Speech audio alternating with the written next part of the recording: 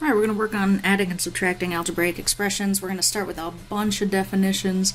So to begin with, any grouping of mathematical symbols is called an expression. That's a bit of an oversimplification, but basically, you got some numbers, you got some variables in there, maybe you got some exponents and parentheses. What you don't have is an equal sign. Once you throw an equal sign in there, you have an equation. But an expression is just sort of a set of symbols that have an interpretation. Within an expression, terms are things that are added or subtracted. Technically, they're just the things that are added. So if you're subtracting something, you say that you're adding the negative, and it's just that the term itself is negative. The number that is in front of a term is called the coefficient. It's like a constant factor that's part of the term. And each term has factors, which are like numbers or variables that are multiplied. So in this first example, we want to identify the terms and the factors. Whoops. So, okay, I could see we have 3 terms. And the terms are 1/2 gt squared, a negative 2vt, and a positive 2s. Now the factors, there's just one factor. The whole expression is its own factor. All right, so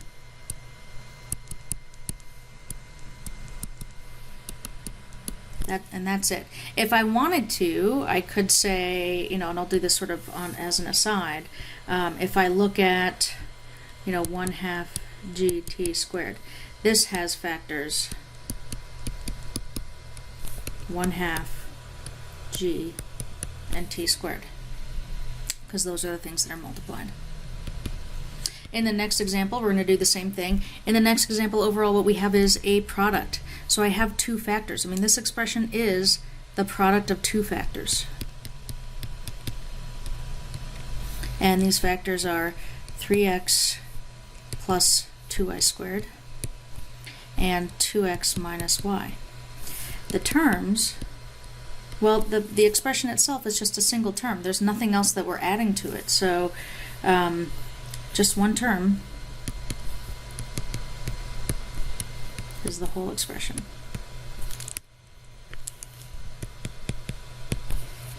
Now if I wanted to, again, I'll kind of do this as an aside. If I wanted to, I could look at, say, this factor, 3x plus 2y squared, and say that it has 2 terms, 3x and 2y squared.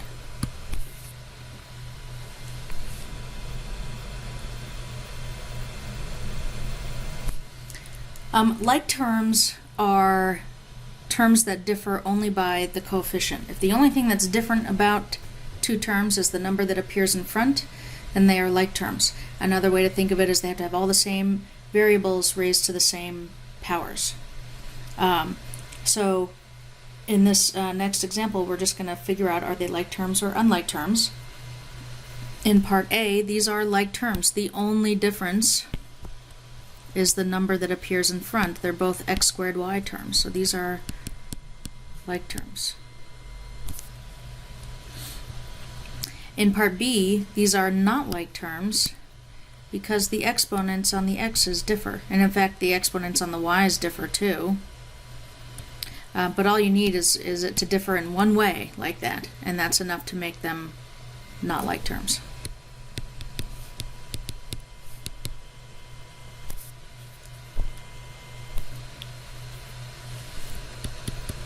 In part C, these are not like terms, and they're not like terms because the first term has a factor of y and the second term does not.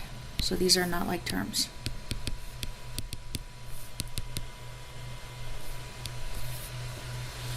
We care about like terms because like terms can be added and subtracted. So we're going to simplify this expression. I'm going to begin, actually, order of operations, say multiplication first. So I'm going to do that product in the front. So this is 8b plus 81b minus 6ab. So we have some like terms in the beginning, 8b plus 81b. And that gives us a total of 89b minus 6ab. And that's as far as we go because 89b and negative 6ab are not like terms.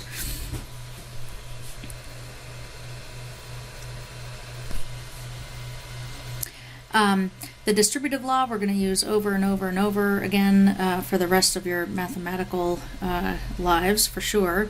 The distributive law says that you can distribute multiplication over addition and subtraction, right? Just bring over this, whatever that operation is, whether it's addition or subtraction, in between. So showing this at work, 2 times the product a plus 2x. Well, this is 2 times a plus, that's a plus because that's a plus, 2 times 2x. So 2a plus 4x. In part B, I've got just negative and then parentheses a minus 3c. So if you like, you can think of it as a negative 1, a factor of negative 1 outside. So negative 1 times a, and then minus negative 1 times 3c, or negative a, this will be a plus 3c. And, you know, just before we do the next one, I just want to compare, look at where we started, and look at where we ended. When you distribute a negative through a set of parentheses, it has the effect of just changing the signs of the terms inside. So the negative of a minus 3c is negative a plus 3c.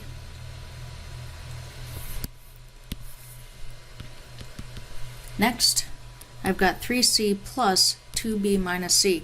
Now, for whatever reason, sometimes people get a little bit thrown off a little bit when we look at an example like this. There's just a strong urge to distribute the 3c to the parentheses, but we should just note that 3c is not being multiplied by 2b minus c. It's being added. So, and the factor outside is just 1. In fact, the parentheses around 2b minus c are not necessary at all. So I'm just going to get rid of them. And now I can rearrange the order of the terms all I want, as long as I keep the signs where they need to be. So I've got 3c minus c plus 2b, and now I've got those like terms grouped together in the front. 3c minus c is 2c, so 2c plus 2b. If you got to the end result here directly from here, that's fine. If you didn't take the step to rearrange the order of the terms, that's okay. I just did that to kind of facilitate recognizing that we had these like terms and what they'd give us.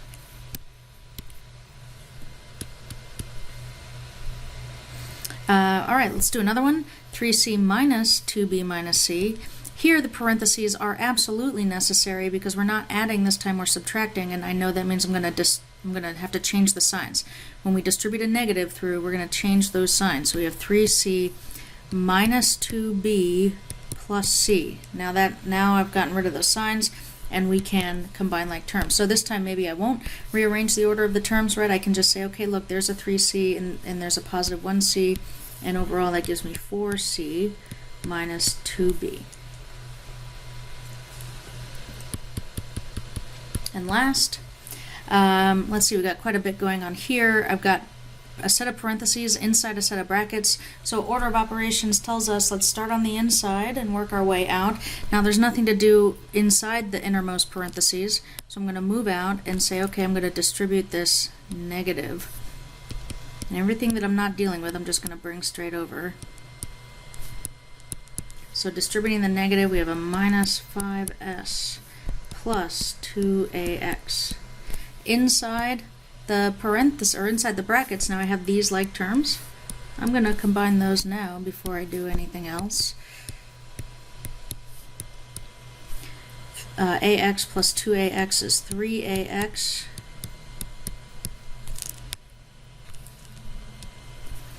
Next, we could distribute the negative sign.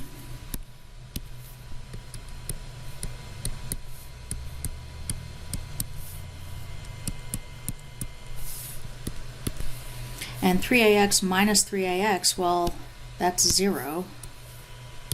So we just get 5s as a result. And I like this example. It's a really good illustration of why we call this process simplifying. 5s is most certainly a simpler expression than this expression that we started with at the top.